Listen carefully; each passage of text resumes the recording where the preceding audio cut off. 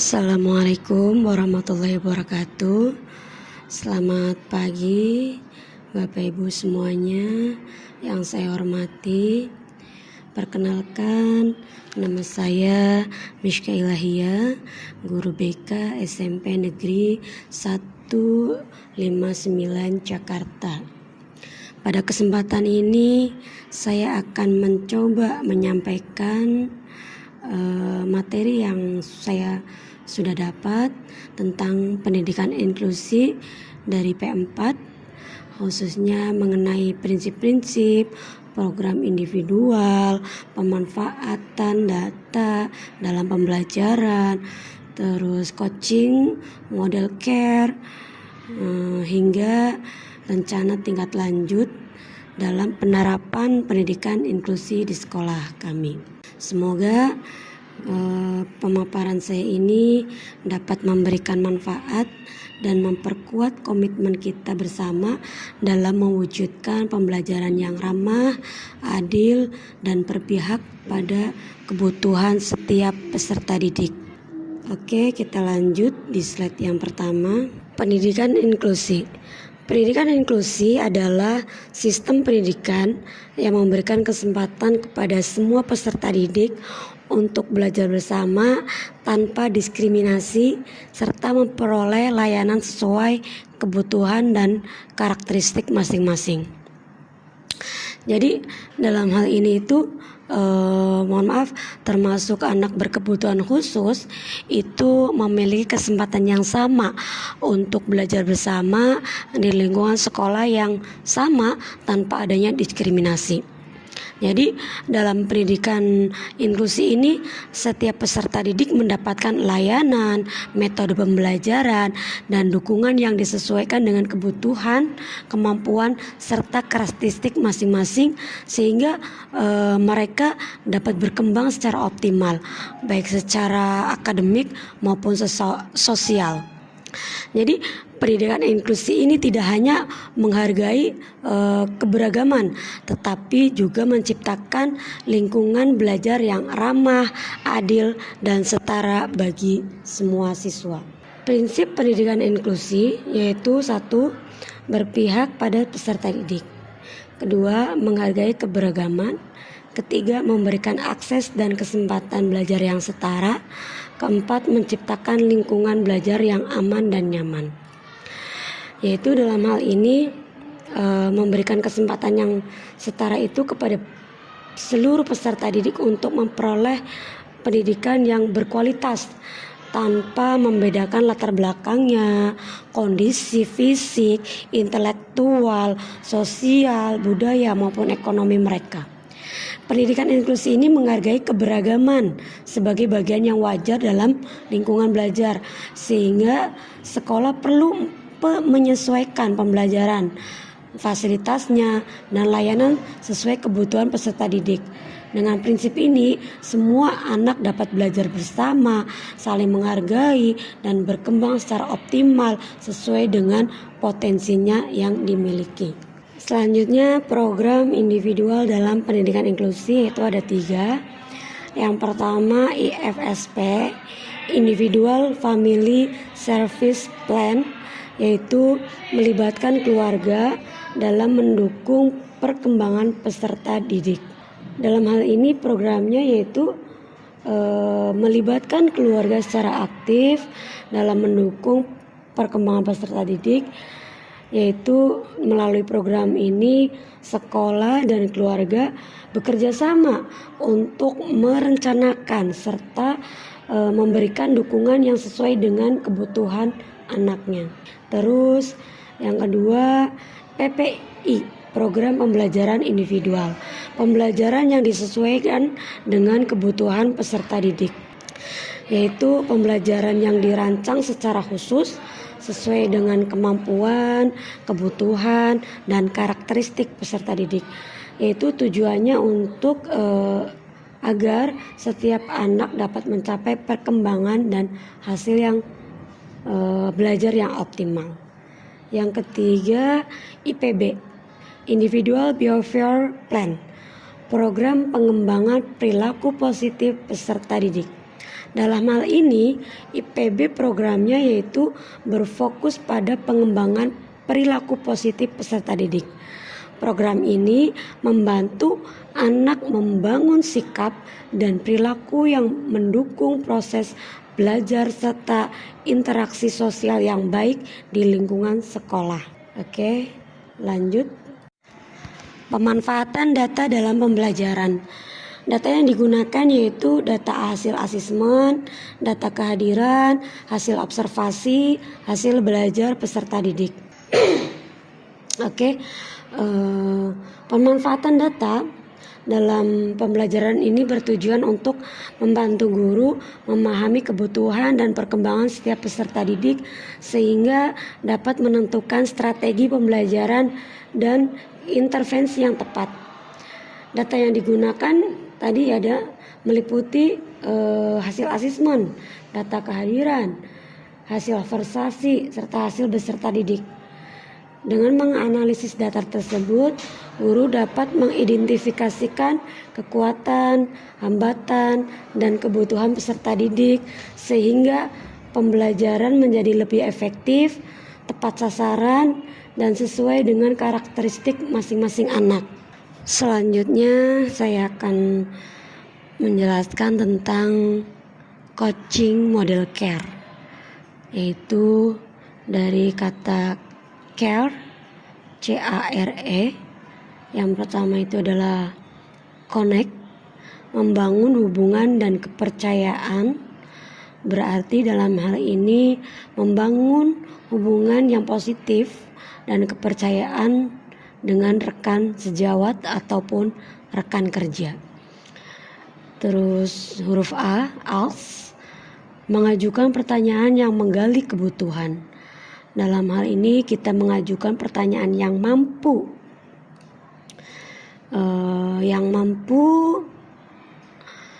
menggali kebutuhan, tantangan, dan potensi yang dimiliki. Yang ketiga adalah refleks, membantu refleksi terhadap kondisi yang dihadapi, yaitu membantu rekan kita atau rekan guru melakukan refleksi terhadap kondisi atau pengalaman yang dihadapi untuk memperoleh pemahaman yang lebih baik. Selanjutnya ada E, yaitu empower, memperdayakan rekan untuk menemukan solusi.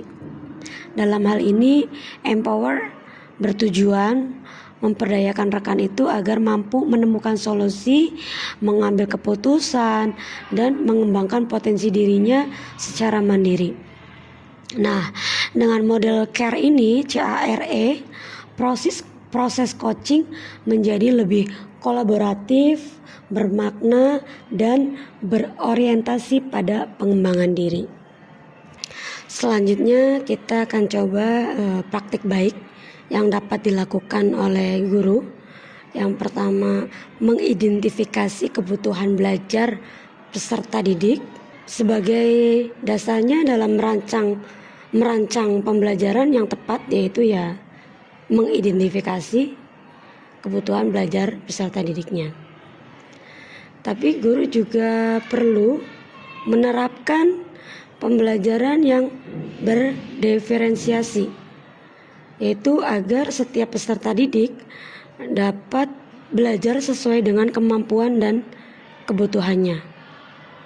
Terus yang ketiga, memberikan akomodasi yang sesuai. Dalam hal ini juga penting memberikan akomodasi yang sesuai baik dalam metode, media, maupun penilaian pembelajaran. Nah, keberhasilan layanan inklusi ini juga didukung oleh yang keempat ini, yaitu berkolaborasi dengan guru BK, orang tua, dan wali kelas. Nah, dalam hal ini pendampingan ini penting untuk mendampingi peserta didik supaya apa? Supaya mereka terpenuhi didampingi atau karena adanya kolaborasi antara guru BK, orang tua, dan wali kelas. Selanjutnya apa yang harus kita lakukan sebagai guru yaitu memantau perkembangan peserta didik secara berkala. Nah, agar apa? Agar kebutuhan dan kemajuan mereka dapat teridentifikasi serta dapat ditindaklanjuti dengan tepat. Oke, kita lanjut, yaitu RTL, rencana tindak lanjut, yaitu 1. Menyusun PPI bagi peserta didik yang membutuhkan dukungan khusus, menggunakan data untuk pengambilan keputusan pembelajaran, lalu berbagi praktik baik dengan rekan sejawat, meningkatkan kolaborasi guru, orang tua, dan sekolah. Jadi dalam hal ini RTL yaitu merupakan langkah nyata yang dilakukan setelah memahami konsep pendidikan inklusi. Tadi ya, guru perlu menyusun program PPI bagi peserta didik yang membutuhkan dukungan khusus agar layanan pembelajaran lebih terarah. Terus ada memanfaatkan data hasil asesmen, observasi, dan hasil belajar. Sebagai apa? Sebagai dasar pengambilan keputusan pembelajaran yang tepat. Nah, terus praktik baik yang telah berhasil diterapkan juga perlu dibagikan kepada rekan sejawat nih. Contohnya seperti ini, dapat ilmu dari P4 kita bagikan. Untuk apa? Untuk memperkuat budaya belajar bersama di sekolah. Nah, di samping itu juga kan kolaborasi antara orang tua, guru, dan pihak sekolah juga perlu terus ditingkatkan agar dukungan terhadap perkembangan peserta didik itu dapat berjalan secara optimal dan berkelanjutan. Nah, terus ini ada contoh ya. Oke, dibuka dulu slide-nya. Oke, baik. Ini adalah contoh rencana tindak lanjut. Dalam hal ini seperti biasa ya Bapak Ibu, tindak lanjutnya itu kayak kita bikin RPP gitu. Nah, aksinya implementasi PPI bagi peserta didik. Nah, di sini saya mencontohkan yang bernama Vidi Ardiansah yang mengalami masalah kehadiran dan penurunan hasil belajar. Nah, tujuannya apa? Tujuannya untuk meningkatkan kehadiran, motivasi belajar, dan capaian akademik peserta didik. Nah, aksi yang kedua, pemanfaatan data dan bukti ilmiah melalui analisis absensi, hasil belajar, observasi kelas, dan informasi dari orang tua. Nah, orang tuanya itu dipanggil Bapak Ibu supaya apa? Supaya tahu nih perkembangan anak di rumah seperti apa. Nah, kita di sekolah menjelaskan juga seperti apa. Tujuannya bukan untuk mencari kesalahan ya, tapi untuk menentukan intervensi yang tepat berdasarkan kebutuhan peserta didik tersebut. Nah, aksi yang ketiga apa? Kolaborasi dan coaching dengan wali kelas dan guru mata pelajaran. Nah, kolaborasi dengan wali kelas juga penting, bagaimana anak ini seperti apa dan sebagainya. Tujuannya apa? Tujuannya untuk meningkatkan efektivitas pendampingan dan layanan peserta didik. Oke. Nah, terus ada di sini perubahan kecil yang diharapkan ya, 1 2 3 4 5 bisa dibaca Bapak Ibu. Terus ada action plan, rencana aksilnya bisa dibaca dari minggu pertama, minggu kedua sampai 2 minggu. Gitu ya. Terus pastinya ada kemungkinan resiko dan mitigasinya. Nah, resikonya apa? Kenapa tidak hadir? Motivasinya rendah. Terus dampaknya seperti apa? Mitigasinya seperti apa? Terus ada refleksi komitmen di sini. Nah ya, nanti contoh ini saya akan bagikan ke Bapak Ibu, bisa dilihat secara jelas. Terus ada tadi ya refleksi komitmen. Terus ada juga dukungan yang dibutuhkan. Nah, saya sedikit membaca di sini. Dukungan yang dibutuhkan yaitu dukungan kepala sekolah dalam implementasi program ini. Terus kolaborasi dengan wali kelas dan guru mata pelajaran serta kerjasama aktif dari peserta didik, orang tua juga, ketersediaan data asesmen absensi dan hasil belajar. Nah, lalu nanti ditandatanganin oleh guru yang bersangkutan. Seperti itu ya, Bapak Ibu. Baik, Bapak Ibu, kiranya pemaparan saya cukup sampai di sini.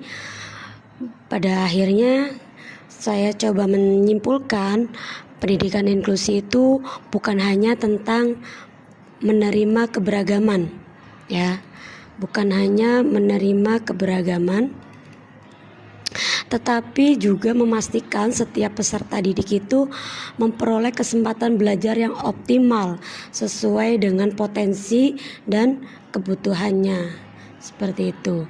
Nah, terus pendidikan inklusi ini juga bukan sekedar menerima keberagaman di dalam kelas, tapi juga memastikan peserta didik itu memperoleh hak, kesempatan, dan layanan pendidikan yang sesuai dengan kebutuhan serta potensinya. Nah, melalui pembelajaran yang adaptif, kolaborasi yang kuat, dan dukungan yang tepat, setiap peserta didik dapat berkembang secara optimal, berpartisipasi aktif, dan mencapai keberhasilan dalam pembelajaran tanpa adanya diskriminasi. Oke, baik, terima kasih atas perhatiannya Bapak Ibu selama kegiatan ini.